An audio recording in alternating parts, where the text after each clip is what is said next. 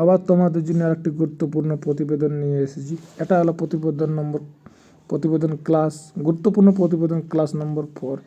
এর আগেও তোমাদের 5। এর আগেও তোমাদেরকে গুরুত্বপূর্ণ প্রতিবেদন 4টা করেছি। যারা দেখোনি তারা এক্ষুনি গিয়ে দেখে নাও। তো চলো সরে যাওয়া। আজকের টপিক হলো মোবাইল ফোনে রাস্তাঘাট পারাপার।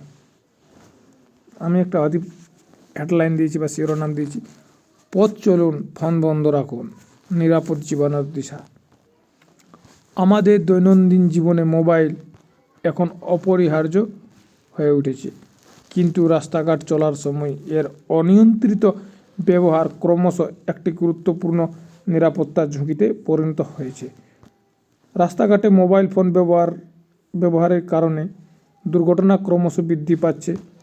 গত বছরে রাজ্য পুলিশের তথ্য অনুযায়ী 123টি ঘটনা নথিভুক্ত হয়েছে, যার বেশিরভাগই কলকাতা, হাওড়া ও শিলিগুড়িতে ঘটেছে।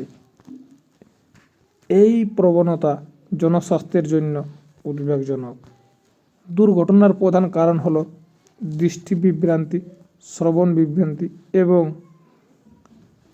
হাতে ফোন ধরে চলা, যার ফলে পথচারী ও সাইকেল চালকরা ভারসাম্য হারিয়ে যানবাহনের সাথে সংঘর্ষ হয়। এই সমস্যা মোকাবিলায় সরকার কঠোর আইন প্রয়োগ, মোবাইল ব্যবহার নিষিদ্ধ এলাকা চিহ্নিতকরণ, সচেতনতা প্রচার করছে। স্কুল, কলেজ ও কর্মস্থলে নিরাপদ চলাচলের কর্মশালা আয়োজন করা হয়েছে। এছাড়া ফোনের ড্রাইভ মোড ব্যবহার, জরুরি কল ছাড়া অন্যান্য বিজ্ঞপ্তি বন্ধ রাখা এবং জনগণের অংশগ্রহণে রাস্তা পরিষ্কার অভিযান চালানো হচ্ছে। স্থানীয় স্বেচ্ছাসেবক দলগুলিও নিয়মিত পর্যবেক্ষণ ও জরুরি প্রতিক্রিয়া প্রদানে সহায়তা করছে, যা সামগ্রিক নিরাপত্তা উন্নত করেছে। এই উদ্যোগ অব্যাহত থাকলে সাফল্য নিশ্চিত। এই ছিল আজকের গুরুত্বপূর্ণ প্রতিবেদন ক্লাস নম্বর 5। তোমাদের জন্য আবার আরও 5টি গুরুত্বপূর্ণ প্রতিবেদনের ক্লাস নিয়ে আসবো খুব শিগগিরই।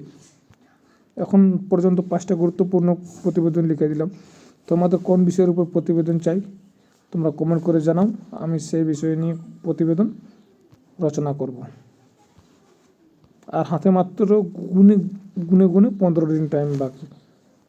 এই 15 দিনটা তোমরা ঠিক করে মন দিয়ে পড়াশোনা করো।